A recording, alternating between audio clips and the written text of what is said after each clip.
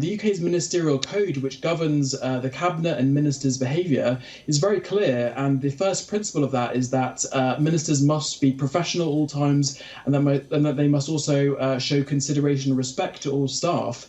So the fact that this report came out and showed that Raab was clearly in violation of these principles really didn't leave Sunak with much to do. Right. I mean, Sunak could have done something, slightly lighter, considering recent changes in the ministerial code that means that he didn't have to sack him. But the reality is that the Court of Public Opinion in the UK has decided that, Raab really shouldn't be anywhere near government. And of course, he has finally departed. Putting aside the opinions of the public court, his resignation raised questions about Rishi Sunak's judgment. Sources say that the Prime Minister did not ask Raab to go despite bullying inquiry finding he engaged in abuse or misuse of power. How do you react to that? Well, I think there are major questions around, Sunak's handling of this whole affair, really right back to the beginning of Raab's appointment when Sunak became Prime Minister in October of last year. The reality is that these allegations of bullying, not just from a few individuals, but for, frankly, dozens of individuals, were well known within ministerial circles at the time of his appointment. So the fact that both, Rishi Sunak thought that it would be an appropriate person to serve as Deputy Prime Minister and Justice Minister, but also that, this was a risk that government was willing to take, that you may have some kind of scandal down the line about what would happen with these allegations, I think really does raise, major questions over Sunak's judgment over this particular issue.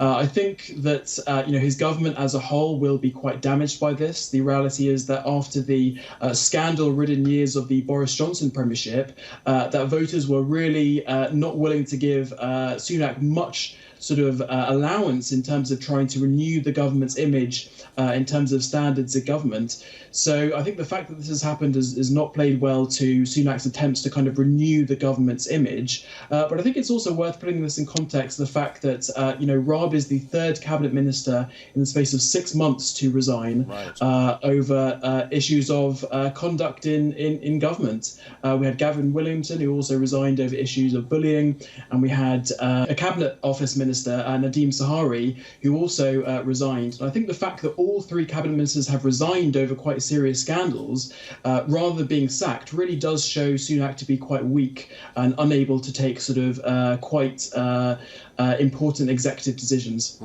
Let me take you back to the point that you made about civil servants, and Raab claims very small minority of civil servants are trying to obstruct government. What do you make of his claims, which the civil servants have vehemently dispelled?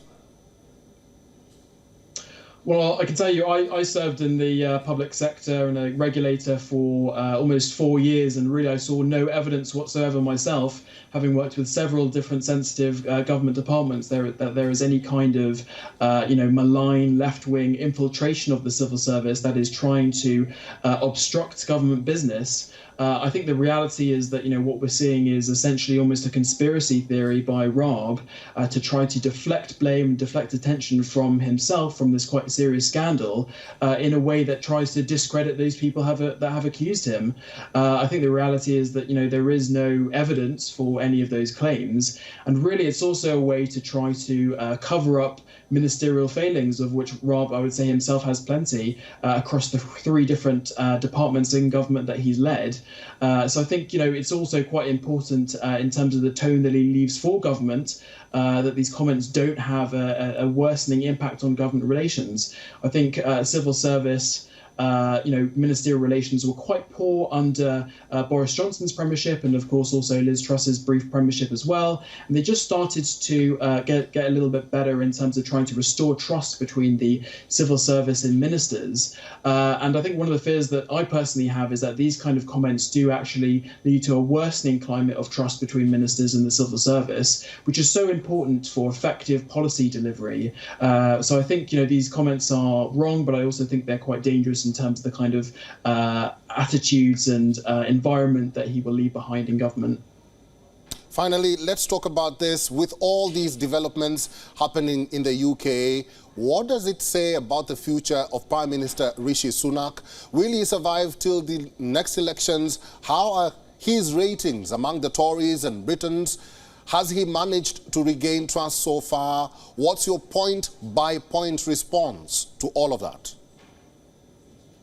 Well, I think that really is the crucial question here. I think the reality is that, we are seeing Dominic Raab return to the backbenches and he will become a more minor figure.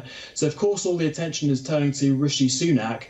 Next month, he faces his first real electoral test with local elections across the country.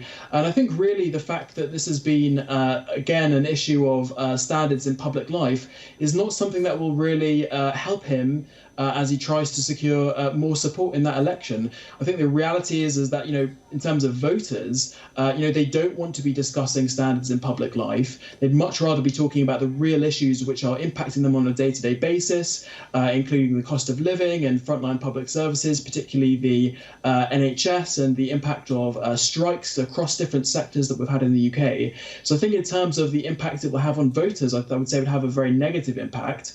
I would say in terms of the impact it will have on the parliamentary party or the Conservative parliamentary party, again, I think it will be quite negative in the sense that Rishi Sunak has again failed really to show kind of decisive leadership and rather let Raab resign rather than actually to sack him as well. And of course he did that to try to sort of smooth relations with Raab and not have a more dramatic exit than he needed. But I think the reality is, as I mentioned, this is part of a pattern of behaviour by Sunak where he's really failed to take authoritative action within his party.